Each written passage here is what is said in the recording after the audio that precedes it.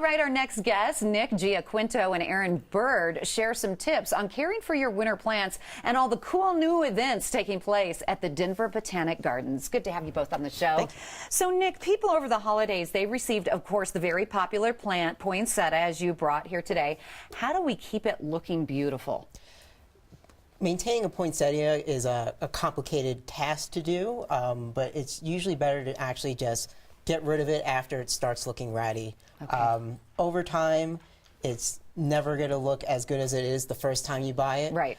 So it's best to just treat it like a temporary floral display that you usually just have for a brief period, and then next year buy another one. And during that brief period, where should we place it? In direct sunlight or no? You can place it in bright or even a bit shadier areas. Poinsettias, for their temporary period, they'll look good for that month or two in either shady or sunlight. Gotcha. Now, with the last name as Plant, you would think I'd have a green thumb, but I do have my challenges of growing plants indoors. So what is the biggest mistake people make? The biggest mistake a lot of people make is overwatering their plants. Yeah. They really want to care for them and try and give as much love as they can, but actually you're slowly but surely killing your plants. It's better to actually leave them more on a drier side and just checking every so often the soil. When the soil starts becoming drier, that's when you know it's a good time to water. And a sign of overwatering, is it when they become brown or the leaves start falling off? So when the leaves start to droop and the soil is wet, that's a sign of root rot. Gotcha. So it's actually killing the plant underneath in the roots. Oh, no. As they can't take any water up. Okay, another one that you brought that's very popular is the cactus, the Christmas cactus. Yes. How do we keep that looking beautiful? So the Christmas cactus is actually a cactus, a tropical cactus. So while most people would think to actually not water it as much, they prefer a humid environment and actually to make sure to not let it dry out completely. And for it to flower, it usually likes the longer night length as well as a cooler temperature. So leaving it by a windowsill, but out of direct sunlight. Okay. And finally, I want to look at the miniature spruce over here. Talk about how do we care for that? So a lot of people usually have them outdoors in containers. You can still leave them in that container and sheltered. And then during the springtime, you can plant them outside when the fear of frost is completely gone. All righty. All right, Miss Erin, you're gearing up for a fun 2017. Yes, indeed. Let's talk about the Bumblebee Jamboree.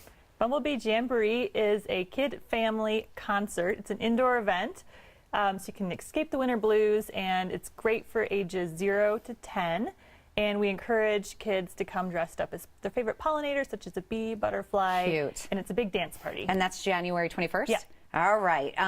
Let's talk about, this sounds tempting. We've been teasing people all day. Edible, botanical art, and illustration. Yes. What?